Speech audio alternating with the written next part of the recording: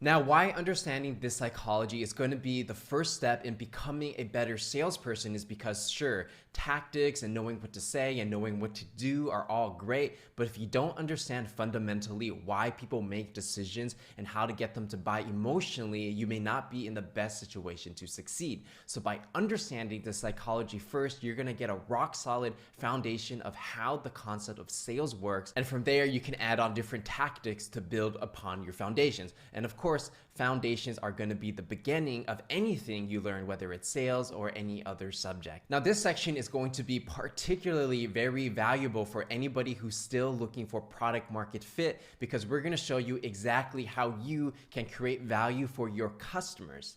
And even if you already have a very solid product or service, it's still going to be valuable to you because it's going to show you how to position your product or service in the best way that provides the most value to your customers, making your product or service a no-brainer to buy. So with that said, let's go ahead and dive into this section. So when I was working in San Francisco / Silicon Valley, I remember during that time, everybody that I met wanted to start a startup. And rightfully so, right? Because a lot of people move to San Francisco or Silicon Valley from all over the world to pursue their dreams of creating a startup, raising money, and doing all of those things.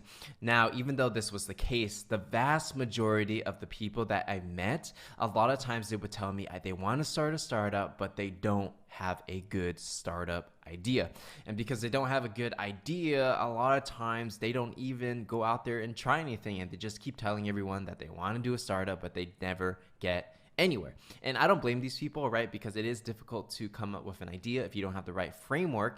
And so that is what we're going to solve here today. The other problem that a lot of people I knew had, especially the ones who wanted to start a startup but didn't really get much done, was that they were working on bad ideas that went nowhere. So on one end, some people just had no ideas and they just didn't go very far. Other people had a lot of bad ideas and they put a lot of effort into ideas that the market really wasn't ready for, or just wasn't really going to work. They would spend months, or even some of my friends, I remember them spending years on certain ideas and really not making a single dollar or raising any money for their startup. And it's not to joke on them, it's not to make fun of them or anything like that, but this is just a common problem that I realized that it's not only present in Silicon Valley and San Francisco, which is the mecca of the startup world, but it's also present all over the entire world. And if you're watching this, there might be a possibility that you might fall under this category as well. So again, there's nothing wrong with this. I just want to show you that this is a common problem people have, and in this section we're going to show you how you can solve for this. Paul Graham is the founder of Y Combinator, and Y Combinator, for those of you who may not know, is one of the most successful startup incubators in the entire world. They have companies like Airbnb, Stripe, and many more. So one of the famous quotes that he says when it comes to startups is that the way to get startup ideas is not to think of startup ideas, it's to look for problems, preferably problems you already have. And so the main point that I'm trying to make here is that a lot of people that I know who are trying to do startups, they would just sit in a room with some of their friends and they would say, hey, wouldn't it be a cool idea if this existed or if that existed? Wouldn't it be cool if we did this, right? And there's nothing wrong with that. It's just brainstorming. But the reality is a small percentage of those ideas are going to be something that the market actually wants. Instead of just coming up with random ideas, which most people do, and they believe that the world should buy their product or service, the best way to actually find startup ideas is actually just to look for problems. And when I say problems, it means that no matter what industry you're in, everybody faces some sort of problem that they're willing to pay money for to make that problem go away. And especially if you're solving your own problem, which is like scratching your own itch, you have a really clear understanding of what that problem is. You want to solve it for yourself. And chances are, if you're experiencing a certain problem, other people all around the world are also facing the same problem. So by identifying these problems, you're going to be able to see, okay, what kind of product or service that you can create that can actually solve for these problems, and how can you get people to pay you money for it. And that's really the beginning of starting good startup ideas, where you're solving a problem and automatically you know that there is already a demand for what you are going to create. Sure, so far we've been talking a lot about startups, but I just want you to know that these concepts are not just limited to tech startups. No matter what your product or service or what industry you're in, people are all buying for the same reasons, and that is they're buying to solve problems. So if you're the person that can create a product or service or some kind of value that solve these other people's problems, selling whatever it is that you have is going to be extremely more easier. Now, a lot of aspiring entrepreneurs will start out and they'll always tell me, Patrick, I don't know where to start. I don't know what to do, da da da da da da da. So my recommendation for people who are in this position is go out into the industry or market that you're interested in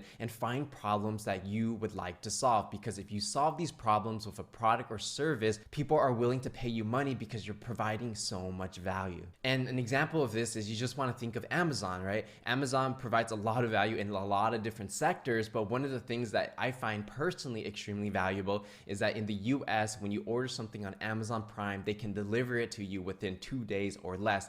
And that's amazing because you don't have to go out into the store and find this thing and spend all this time. You can literally buy something in one click, and then 2 days later, it's going to arrive at your doorstep. And so for me as a consumer, that's going to be extremely valuable because it saves me so much time, and Amazon has been able to solve that problem of driving around and wasting time trying to find something you want to buy. Think about your industry and think about this in the same way and think, what are the problems that you believe that you can solve, and how can you get people to pay you money for your product or service in that way? So now I'm going to give you a metaphor that represents how you can develop a framework to understand your customer, understand where they're trying to go, and solve for their problems so that you can create an abundance of business ideas. If this person's trying to climb the mountain, here are a couple problems that exist. So this person doesn't know the best way to climb the mountain, especially if he's a beginner. He wants some guidance from someone who's knowledgeable or an expert to give him tips on the best routes to take, what to do to prevent himself from getting lost. Another problem is he might want to get to the top as quickly as possible, as safe as possible, because it's possible that you might get injured on your way to the mountain and it might be very troublesome for you. Or climbing up might take a little too long for you because he took the wrong route. And lastly, this person might want the best tools and equipment and boots and things like that to actually get there. And sometimes if he uses regular equipment, that actually might cause some safety risks or slow them down from actually getting to the top as quickly as possible. So obviously these are just a couple problems that somebody faces if they are climbing a mountain for the first time. This is where it gets interesting, where a business person, people like you and I, or even salespeople, can come up with ideas on how they can solve a customer's problem. So an example is if the person doesn't know how to get to the top, he wants the best route. Well, this business person can create a map and sell it to this customer and say, hey, rather than trying to figure it out on your own, here's a map with all the best routes. Many people have taken it before and it's going to work for you. So the map can be something that this person can buy. Or the business person might say, hey, if you want some guidance to the top and you're not really sure what you're doing, you can hire someone to go with you and go to the top, and they'll accompany you and they'll tell you the best ways to go, and they can carry your equipment so you can walk even faster. And actually, that's pretty common when it comes to hiking in a lot of different places around the world. Another thing is maybe this business person says, hey, if you pay me X amount of dollars, I'll give you my best advice on how you can climb the mountain. Just think of it as consulting. And so that can be a business in itself, where this person can sell advice on the best ways and the best training to actually climb that mountain. And lastly, this person can actually set up a shop in front of the mountain and say, hey, those shoes that you're wearing aren't going to be good for climbing. You can buy my boots. These are mountain climbing boots that you're going to be able to use so that you can safely get to the top. So you can see here, these problems that this business person sees, he can create different types of products and services that serve this customer to help them get to their end goal. And just note that all these different products are helping this person to get from point A to point B, meaning point A is this person's at the bottom of the mountain, clueless. Point B is he climbs to the top. So even though all of these solutions that I just presented to you all have the same goal of helping this person get to the top of the mountain, something I want to let you know is that there are literally an infinite amount of ways to help someone achieve that one specific goal. This is a metaphor for somebody who is trying to climb a mountain, but if you think, let's say somebody's overweight and they want to become healthy. Now, to help this person, a nutrition coach can say, hey, if you eat the right foods, you're going to be healthy and you're going to lose more pounds. Or another fitness coach might say, hey, if you work out with me, we're going to help you lose that fat. So again, there's many different ways you can help someone achieve their goals. Or if you're trying to help somebody make more money, you could say, hey, you can learn affiliate marketing or do this kind of business and I'm going to help you make more money. Another person might say, hey, you can get into the real estate industry and I'm going to help you make more money. So again, there's many different ways to help someone solve a problem. So with that said, you have to understand that these problems that people have, whether it's climbing a mountain, trying to make more money, trying to lose weight, trying to find love, these problems will cause pain. And pain is the strongest feeling that will get someone to take an action. A lot of people think it might be something like joy or excitement, but in reality, pain is the strongest emotion that will make someone take an action. How we know this is because let's say you have a killer stomach ache and it feels 10 out of 10, extremely horrible. You feel like you're gonna die. Well, at that point, how much money are you willing to pay to make that pain go away? And I bet it's a lot. So that's obviously an extreme example. However, in the business world or when people are living their everyday lives, we all experience some type of pain. So the trick here is you need to understand point A and point B. So point A is gonna be your present situation. What is this current situation that somebody is in right now? And then on the right, you're going to see their ideal situation. So in an ideal world, where does this person want to be? No matter who you're selling to, everybody has an ideal situation of where they want to be and how they want to grow. So if an employee is a low-level employee, they want to get a promotion and they want to be paid more. If an entrepreneur is making $1 million a year and he wants to grow bigger, well, how do we get him to $10 million a year? If they're not healthy, they're drinking Coke every day and eating a lot of junk food, well, their ideal situation would be maybe they're eating healthy, eating vegetables, and they feel physically good. So no matter what industry you're in, I promise you that every person has a present situation and an ideal situation, and every business is going to have the same thing. Not many people are going to say, hey, my life is good as it is. I don't want to grow at all. I want to stay stagnant for the rest of my life. I've never met anyone like that. Maybe they do exist, but most of the time people do want to go somewhere. So the goal here is first you want to identify the present situation and ideal situation, and then what you want to do is you want to widen that distance as far as possible, and you want to make it seem like the customer, whoever you're speaking to, can't get from point A to point B without your help. So if I was a salesperson trying to sell a map to a customer who was trying to get to the top of a mountain, I would say, hey, it looks like you're new to climbing, and actually a lot of people climb up this mountain, it's actually very dangerous because a lot of times they get lost, and when the sun sets, it really can be very dangerous for you. So to prevent that, you don't have to hire anybody, but you can just buy this map and it's going to show you exactly which way to go. So that's how I would sell a map, where I would make it seem like if the person doesn't take the map, they would get lost trying to climb the mountain and then get hurt. And basically that's a pain, right? It's a fear of getting hurt and fear of getting lost. So by positioning it in that way, I'm saying the simple solution to all your problems is this map, meaning I'm widening this gap from their present situation and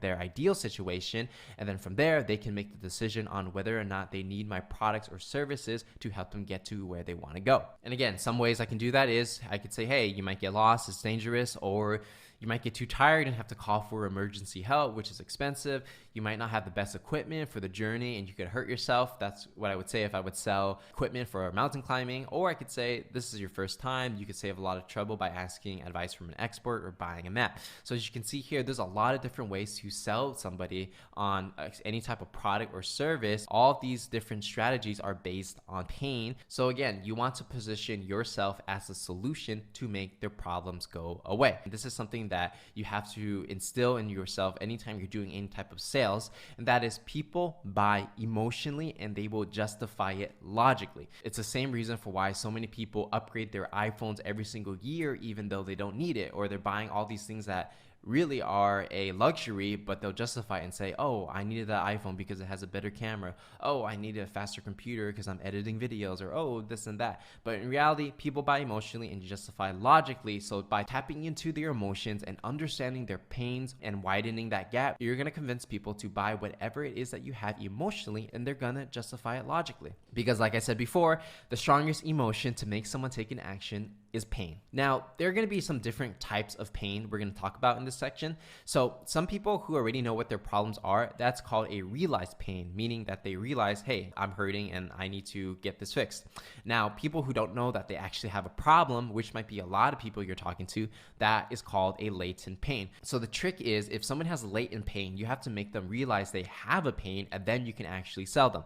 But if somebody doesn't even know that they have a problem, no matter how hard you try to pitch them, they're not going to buy buy it from you because they don't think they have a problem. And if they don't have no problem, they don't got no pain, and you don't have a solution. So that's why we have to take their latent pain and turn it into a realized pain. So again, like I was saying, you want to get a latent pain, a pain that people realize they don't have, and you want to turn it into a realized pain. So I'm going to go ahead and use a software example for this. So when I was working at Oracle, I sold HR software specifically for recruiting.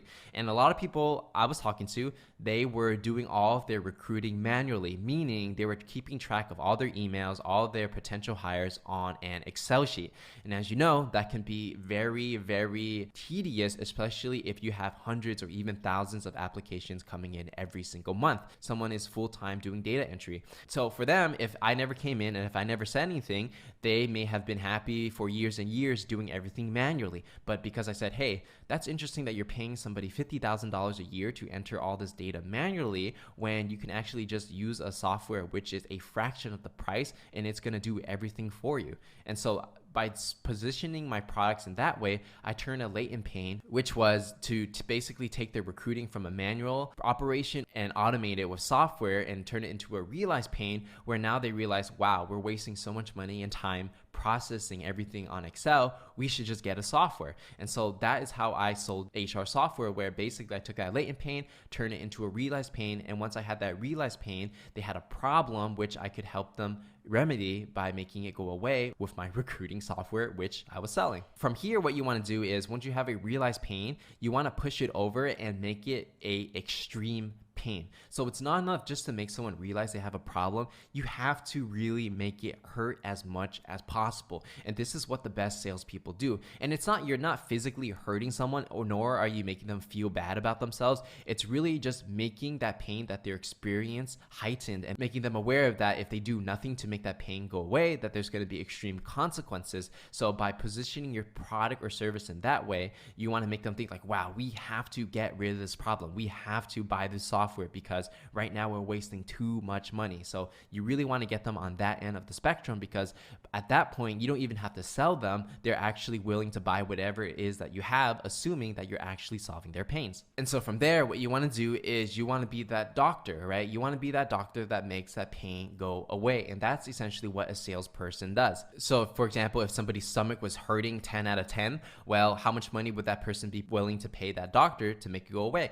And obviously it's going to be a lot, because that is an extreme pain. But there are many different examples from this besides just software and mountain climbing. So let's say, again, someone's overweight and they want to be fit and healthy. Well, the business opportunities here are a health and fitness coach might come in and help this person become fit and healthy, or a nutritionist can come in and create a meal plan, or a company can create a meal replacement product with very little calories and fat. Companies like Soylent or any type of nutrition bars do solve this problem. Or this person can download an app that automatically creates a workout routine based on the information you give it. That will help you stay on track to getting fit and healthy. So obviously, if the goal is to get from overweight to fit and healthy, there are a number of ways to actually get there. And so this is how you're going to find these opportunities. Another example is, let's say somebody can't generate sales. They're a startup and they got a good product, but they just don't know how to sell. And their goal is they just want to generate sales and make money.